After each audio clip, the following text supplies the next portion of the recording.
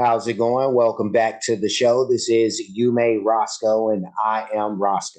And today we're going to be doing a reaction to a video that is titled Patrick Ewing Tells a Story About Larry Bird During the Dream Team.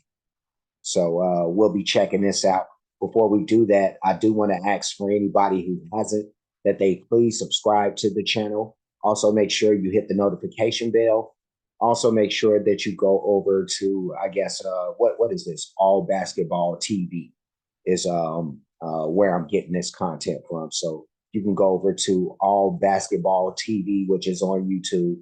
Go to that page, subscribe, hit the notification bell. That way you can see, really cool videos like this one. Just a lot of basketball related stuff, actually. But yeah, no, I wanted to check out this video. This is a story that I'm not sure if I heard or not. If I had to guess, I haven't, but maybe I have. But I wanted to share this with everybody, who can't get enough of, Larry Bird or Patrick Ewing, because I'm pretty sure we're gonna run into some old New York Knicks fans, and Ewing was a beast back in his day, but Bird was the man and everybody knew it, even the guys like Ewing, you know. But yeah, no, I'm anxious to hear this story. It's not a long video either, so let's get it started. Did you develop a great friendship with Larry Bird? You know what? It was strange. It was ironic because I hated the Celtics growing up. And you played in Boston. I grew up in Boston. I didn't like the Celtics. I was a Sixers fan, and Larry and I got to be great friends during the Dream Team. And it's funny. He talked so much trash. Always talk trash. Talk trash on the phone, on the floor. It was talking so much trash during the Dream Team, and that's how it started. He's always talking trash to me, talking trash to the rest of the players. So I'm talking trash back to him, and it just clicked. And let me stop this for a second. That just made me think about the fact that a lot of great relationships start off with talking shit. like seriously, or just maybe like sometimes it's deeper than that, just bad vibes and stuff like that. Like I've had a more than a few relationships with people where we kind of bumped heads in the beginning and all that, and then we found an understanding at some point, and that's probably what happened with these guys. They probably looked there and was like, you wear number 33, I wear number 33. Like, let's get along, bro. So something, but let's continue. Talking so much trash during the Dream Team, and that's how it started. He's always talking trash to me, talking trash to the rest of the players. So I'm talking trash back to him, and it just clicked. We just always talking trash to each other and started hanging out, going to dinner, going to lunch, and, just spending a lot of time around each other. And we just developed a very good friendship. Did he talk trash on the floor? Oh, definitely. I think that story you talked about, X, I think that's one of the stories you got from me. Oh, you might have got it from me. Yeah, let me push this back just a little bit. And the more that I'm hearing this, I'm not sure about any particular stories, but if the story is about like just him and Bird finding common ground and becoming friends and all that stuff, that is something that I did hear about during. I think I did a reaction to. Well, I know I did a reaction to the Dream Team and their whole experience and all that. So there was a documentary. I did the reaction to that. It was really dope. Check that out. But yeah, no, during that, they mentioned the whole, Larry Bird and Patrick Ewing dynamic, so let's continue. Stories you got from me. Oh, you might have got it from me. But you know, he always talked trash. I remember he talked trash against us, talked trash with against everyone else. But you know, the difference is he could back it up. He could back it up.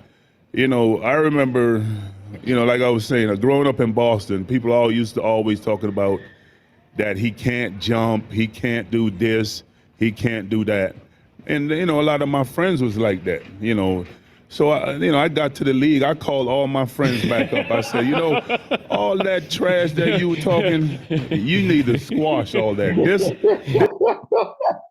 No, it's funny. This will be the last time that I stop it too. But it's funny that they've said those things about Bird, and I remember hearing all of that stuff. You know, Bird still is like my favorite white guy player. You know, from the NBA ever. But they're saying these same things about Jokic now.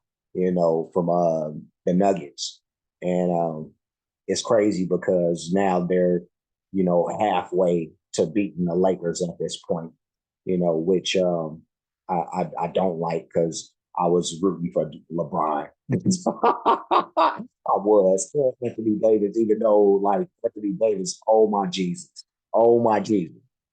Woo, I may have to do a reaction to him.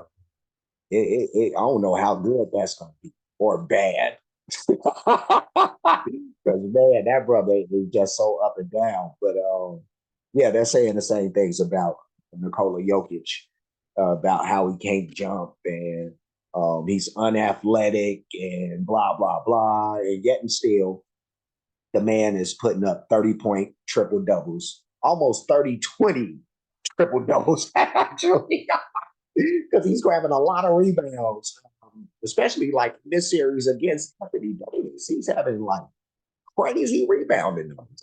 It's beyond me. But let's finish this out.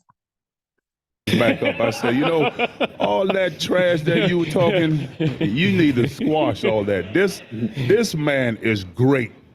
He can whatever you were saying for a man who can't jump. He's demolishing everybody. So your guys are saying, how can you let this guy? Oh, he's doing it on everybody. He's doing it on everybody. He's doing it on the best defensive players in the league. Mm-hmm. No doubt. Yeah, let me stop this. I think yeah, that's the end of it. We'll push it back, like right there, maybe right there. But that was Patrick Ewing tells a story about Larry Bird during the Dream Team, and that was that was a good story. You know, for me it wasn't a story or not unlike stories that I've heard. You know about Bird, where they talk about the trash talking, the element of surprise that a lot of the black players find themselves they find themselves being shocked at the fact that somebody who they deem as slow and unathletic and unable to jump and all this stuff constantly is getting the best of the best players ever. Because he's one of the best players ever, in some people's eyes, the best player ever. But yeah, no, one of the reasons that I love Larry Bird beyond the fact that his game was so dope. He was one of those guys that had that for me, growing up, one of the first guys that I would see him and Magic Johnson, of course, where they had the all around game. They could do everything basically, and for as unathletic as people used to say that Bird was, his this was what he was using on the court was he was a chess player on the court, and that was something that when I played basketball as a young dude, that I was able to apply to my game because I wasn't like somebody who was a naturally gifted basketball player.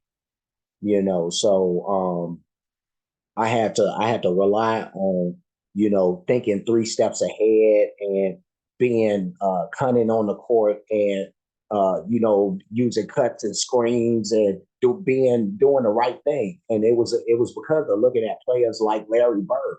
You know what I mean? Like, oh, he made this screen at this time so he could get himself open or get this guy open.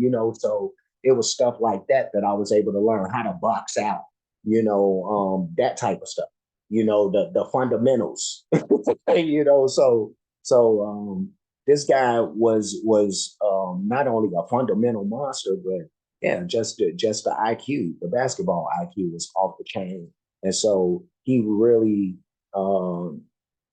he had the eyes of a point guard, basically. He was able to see everything and the chess playing aspect where you 3 steps ahead plus. So yeah, it's crazy when you think about all that plus the talent, plus the moxie, because that's another thing. Like there's talented dudes and there's other dudes who are talented plus the will, you know that strength of will is one of those intangibles I think that's needed to be like the Michael Jordans and the Larry Birds and those the Kobe Bryants, people who've been known to have like a killer instinct out on the court. Like they not gonna lose for nothing. I don't care who say what. You know what I mean? We winning this game, and so it's a lot of basketball players, i.e., fucking Anthony Davis, who can learn something, from these dudes. Like, man, you need to have that fire turned up all the time.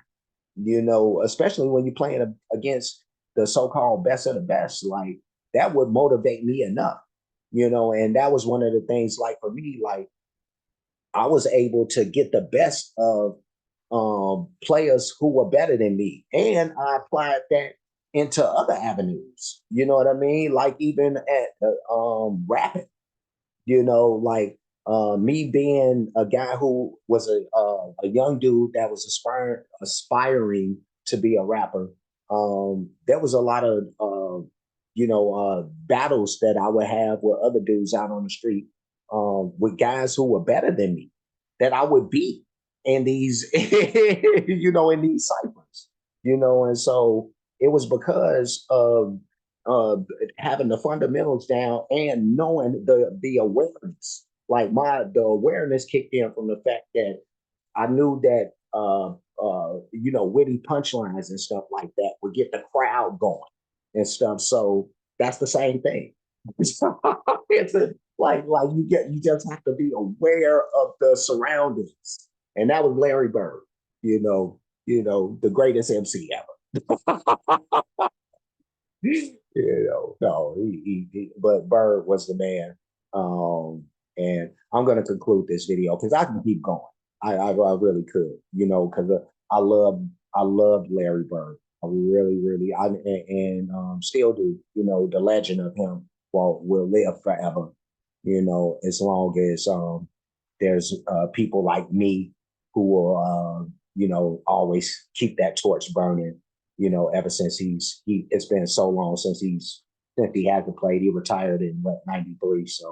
Um, so yeah, we got to keep his name out here in these streets, so people know and remember what Bird was. But I'm gonna leave, but before I do, like, comment, subscribe, hit the notification bell, hit the share button, hit the playlist option. You'll pick the one named with ones named basketball reactions or basketball highlights, even though there was no, there was no moving video here, but it'll still be in that playlist along with sports reactions. So both of those playlists will have this, and of course everything that I've reacted to in those, and everything that I will react to that'll be in there. I do have playlists for other things. A lot of that stuff of course, is music related more times than based off the amount of content that I have. But I still have like a lot of other stuff. A lot of comedy stuff, a lot of sports stuff. You can just browse through those playlists, and you'll see a lot of stuff that you can sink your teeth into, basically. Cash App, $ you made Roscoe, PayPal at you made Roscoe. Super thanks option is available, and that's for those who like to show their support or appreciation for what's being done on the page. Excuse me. And that's it. That's all. I'm done. I will see you again soon. So until next time, be safe and be good.